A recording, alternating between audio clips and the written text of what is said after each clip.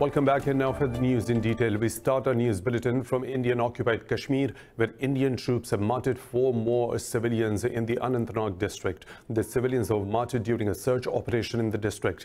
The occupation forces have killed 39 people in the valley in the last 2 months. The valley has been reeling under Indian curfew and the communications blackout for the last 224 days.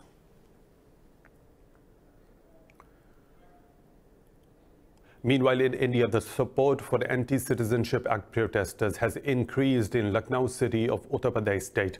The development comes after the UP government put up posters across the city revealing the identities of the demonstrators. The common people have written "I support you" messages on the banners and billboards of the activists.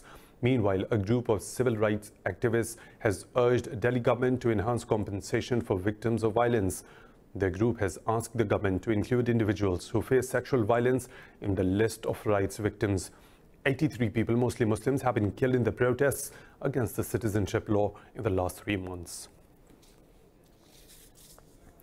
Moving on to Afghanistan, where opposition parties have agreed to form a council for the peace process in the country. Politicians, including Abdullah Abdullah, Gulbuddin Hikmatyar and Hamid Karzai, met at the home of the High Peace Council head Karim Khalili.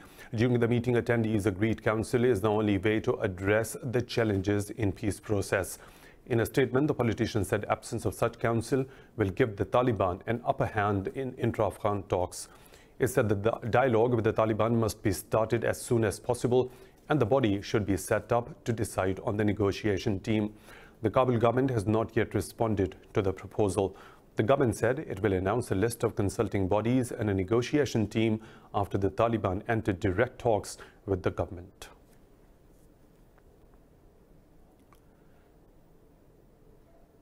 Meanwhile, U.S. Special Envoy Zalmay Khalilzad has called on Afghan President Ashraf Ghani to discuss the country's issues.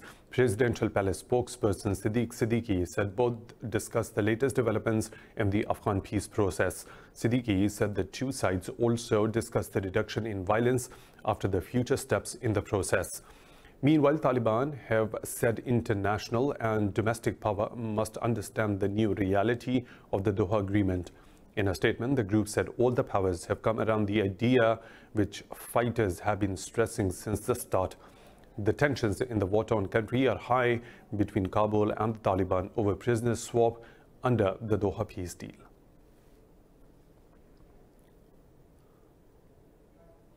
France has announced to impose strict restrictions in the country to combat the new coronavirus pandemic. Prime Minister Edouard Philippe says the government will close all the restaurants, cafes, theaters and non-essential shops from today. This report has the details. Over 400 people have died globally from the new coronavirus in the last 24 hours, igniting a new wave of fear. France has announced the closure of all non-essential public places. Prime Minister Edouard Philippe has urged people to step up efforts and work together to combat the deadly disease. Nous devons tous ensemble. I say this in all seriousness. We must all together show more discipline in the application of these measures. We need to do at the moment is straightforward. Avoid gathering as much as possible, limit friendly and family reunions. Only use public transportation to go to work and only if a physical presence is required. Only leave your house to get essential groceries, exercise or vote. Que pour aller au travail. The Spanish government has also declared a 15-day national lockdown from Monday to battle the pandemic. Spanish Prime Minister Pedro Sanchez's wife, Begoña Gómez, has tested positive for the virus. The World Health Organization says almost 10,000 cases have been confirmed outside China in a day. It said additional 13 countries have reported infection cases, lifting the number of affected countries and regions to 135. Any country that looks at the experience of other countries with large epidemics and thinks that won't happen to us is making a deadly mistake. It can happen to any country. Meanwhile, U.S. President Donald Trump has tested negative for the coronavirus after rumors spread that he came into contact with a patient. Meanwhile, as the coronavirus continues to spread, countries with the most cases are reporting more recoveries than new infections. This has given a ray of hope the disease may be curable and not necessarily fatal. In China's Hubei province, over 54,000 people have recovered since the outbreak, with only 4 cases reported in Wuhan city in the past 24 hours. South Korea says it has 76 new cases, while 120 people have been discharged from the hospital after recovering. This is the 3rd day in a row that South Korea has reported more recoveries than new infections. Similarly, around the world, a total of 73,966 patients of COVID-19 have shaken off the illness. Pakistan's Prime Minister Imran Khan has advised people to follow safety instructions issued by the government. He said there is a need for caution but not panic. Pakistan has proposed that SARC should establish a working group for information and data exchange on the novel coronavirus. Special Assistant to Prime Minister on Health, Zafar Mirza, said this while addressing a video conference of SARC states. What in this report? South Asia is on the edge after a rise in virus cases. SARC states held a video conference to chalk out the strategy to curb the disease in the region. This comes after Pakistan agreed to participate in the moot over Indian Prime Minister Narendra Modi's request. Speaking to the moot, Mirza said the unprecedented challenge needs an extraordinary and coordinated response. He said Pakistan is taking all possible measures to contain the virus in the country. Zafar said the virus has infected 5 people in occupied Kashmir and the situation can deteriorate due to the lockdown. He urged the World Health Organization to take notice of the issue. In Iran, over 100 more people have died from the new coronavirus during the last 24 hours, bringing the death toll to 724. Iranian health officials say there are currently 14,000 people infected by the virus, with nearly 1,200 new cases. Meanwhile, 4,500 confirmed cases have recovered and the patients have been discharged from hospitals. Iran has also postponed the second round of the country's parliamentary elections. The polls, originally slated for 17th of April, will now be held on 11th of September. The government has urged the citizens to stay indoors to stop the spread of the virus. In France, the voting has begun in the first round of the local elections amid coronavirus outbreak, which has claimed 80 lives in the country so far. Over 47 people are set to vote in 47 million people rather are set to vote in today's polls. Almost 35,000 municipalities will elect their mayors, including Paris, which is the country's most high-profile job in the local government. The second round of the elections will be held on 22nd of March. French election officials say they are taking series of measures to curb the pandemic on the election day. We set up the voting precinct in a certain way to fight the coronavirus, especially by changing the direction of the voting booth to limit the holding of the curtain, which is supposed to keep votes confidential. We reoriented the voting booth entrances towards the wall. That way, voters can go into the voting booth without having to close the curtain, touch it, or reopen it. It's a time for a short break. We'll be back with more stories. Stay tuned.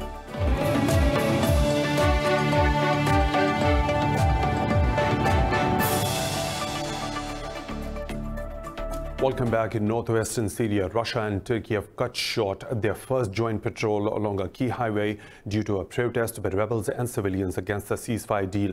Moscow state media quoted the defense ministry as saying the rebels are trying to use civilians as a human shield. More in this report. The joint patrols are part of the ceasefire deal agreed between Ankara and Moscow to de-escalate tensions in northwestern Syria. But hundreds of civilians and rebels cut off the roadway, rejecting the presence of Russian forces in Idlib. Moscow said Ankara has been given more time to rein in rebels undermining the patrols. The Turkish Defense Ministry said the first patrol had been completed with air and land assets. It said the two sides in coordination took measures with the aim of preventing provocations and harm to the civilian population in the region. Turkey says it has killed 3 militants of the Kurdistan Workers' Party in 2 separate operations in northern Syria. The Defense Ministry says 2 militants were killed in Operation Peace Spring, while another targeted in Euphrates Shield. The ministry said it will not stop the operations against the militants in the region. Since 2016, Turkey has launched a trio of operations across its border into northern Syria. Ankara holds the fighter group responsible for the deaths of some 40,000 people in the 30-year conflict. Syria's war has entered its 10th year today, leaving over 380,000 dead. The conflict has involved many regional and international players, creating millions of refugees and displaced people. After 4 decades of President Bashar al-Assad's rule, protests broke out in March 2011 for a political change. The anti-government protests soon turned into a complex war, entangling rebels and external forces. Gaining military support from Russia, Iran, and Lebanon's Hezbollah, Assad got back the control of over 70% of Syria. In October last year, Turkey launched Operation Peace Spring to clear the border area of the terrorists and establish a 30 kilometers long buffer zone in Syria's north. Turkey says Greece is disgracefully trampling on the principles and the values the EU was built on. In a statement, Foreign Ministry spokesman Hami Aksoy said Athens is treating the migrants as enemies instead of human beings. Aksoy said Athens is violating all of the legal instruments, including UN Convention Against Torture. He accused Greece of attacking asylum seekers without sparing women and children. The statement said Greece is using tear gas, live bullets and pesticides on refugees. It said these practices by Greece reminds of those committed by the Nazis. So he said Turkey wants to find rationalist and common solutions to all the challenges in the region. In Malta, the security forces have rescued 112 North African migrants from a sinking dinghy outside the country. It was spotted in Malta's search and rescue region in north of Libya. The boat carrying migrants had been stranded at sea for around 48 hours before being brought in at the Boiler Wharf in Malta. Humanitarian agencies have criticized the Maltese authorities for leaving the migrants out at the sea. The migrants were transferred to a patrol boat and given special suits to protect them from possible coronavirus infection. The security forces said the nationalities of those aboard was not yet known.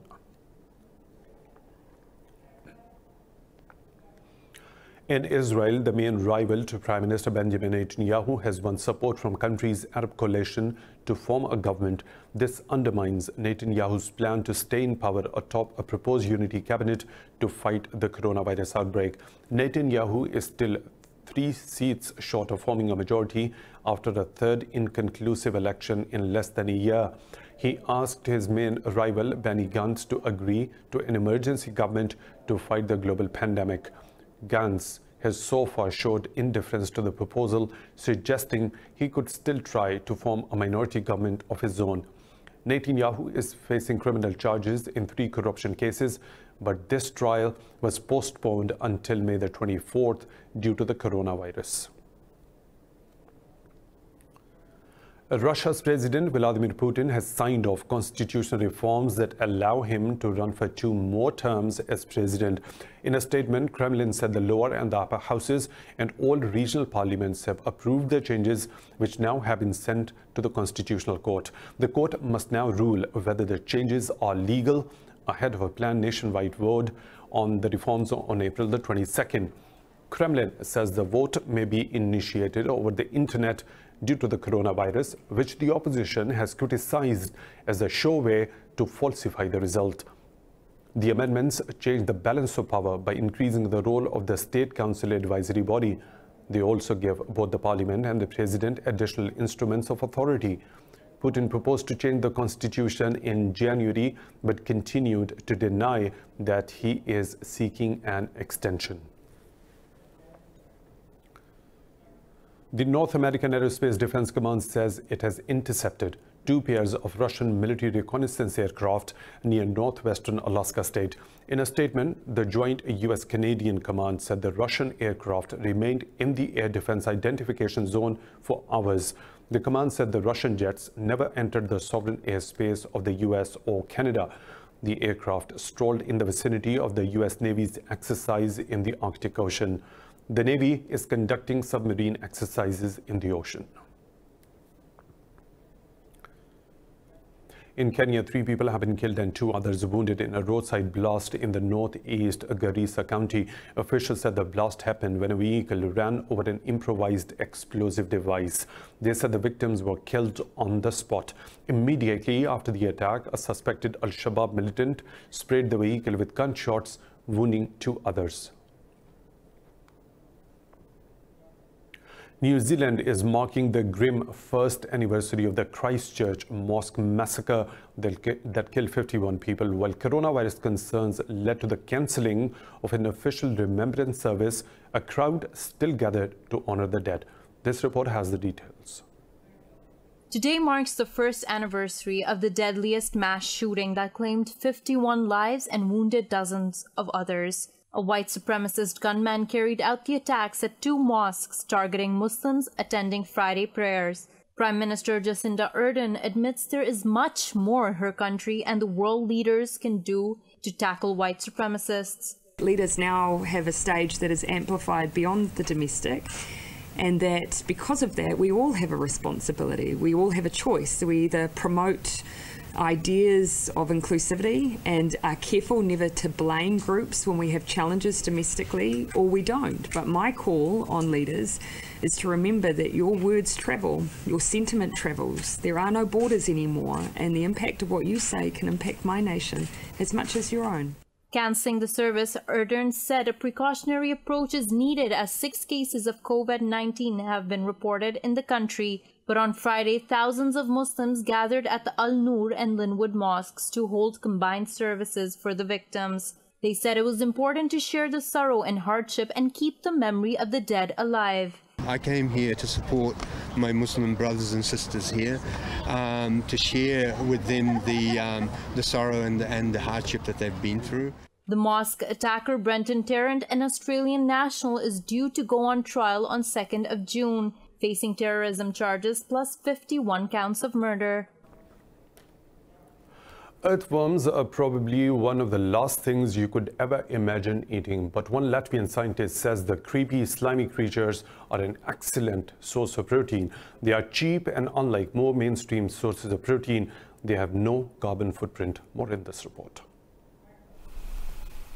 Most people would probably rather eat a burger or steak than earthworms. But food science researcher Idra Gedrovica says you should give them another chance. She says earthworms have just as much protein as beef or chicken and up to 3 times as much when dry. If you look at the nutrient quality, earthworms are rich in protein. In fact, when they are fresh, they are equivalent to the meat we are using. But when dried, they are 3 times as rich in protein as meat and other sources.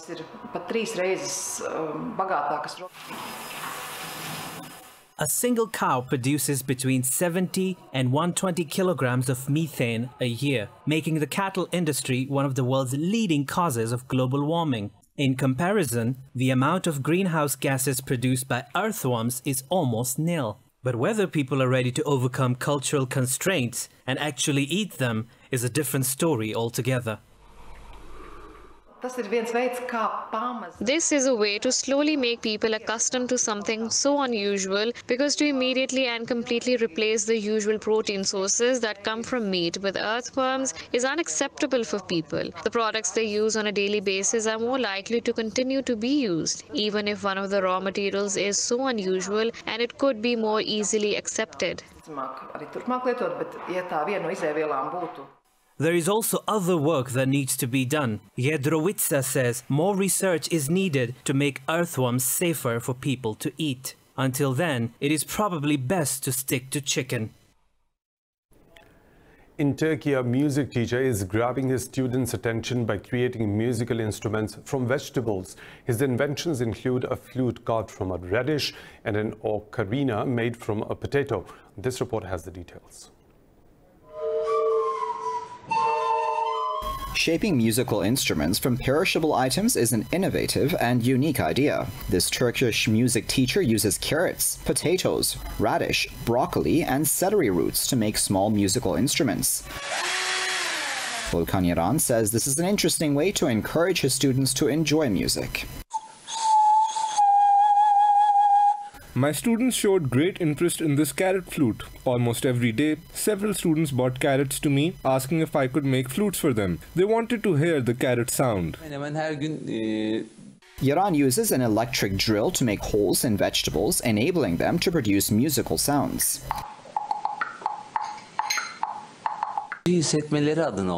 My aim was to show the students that music is everywhere in nature, so they could better feel the music. This activity has made Yaran's class a favorite among students. This is what children love, especially the fries. I made an ocarina out of a potato. Here is the real ocarina, and here is the potato ocarina.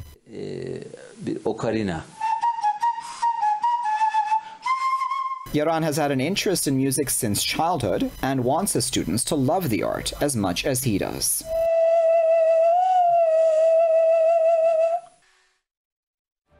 More stories to follow right after a short break. Stay tuned with Indus News.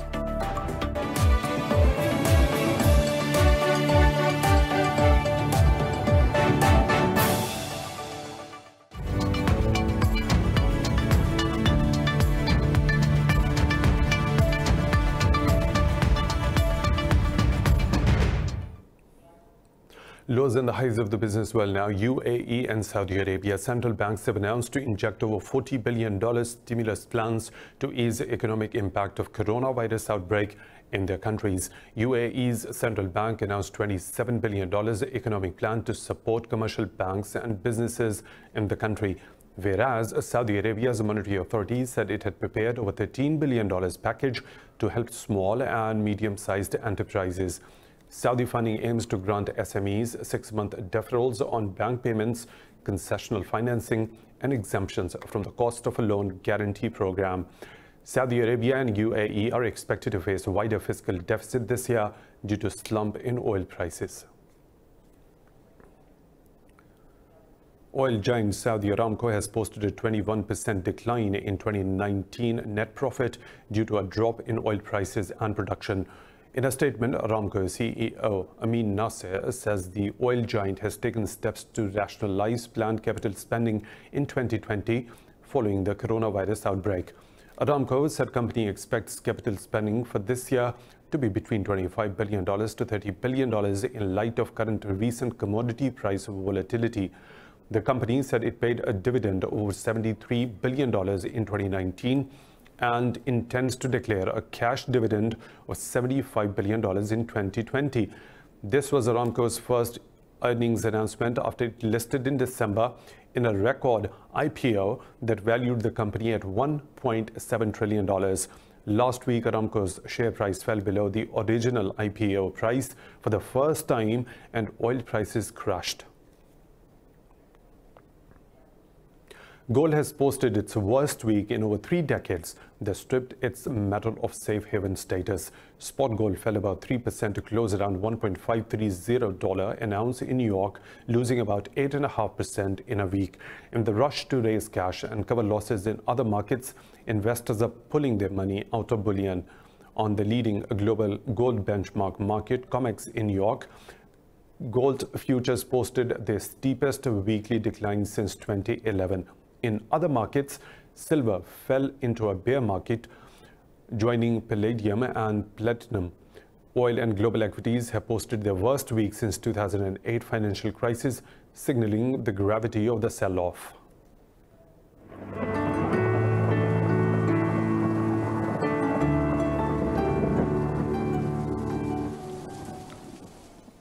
And now the weather situation from around the globe.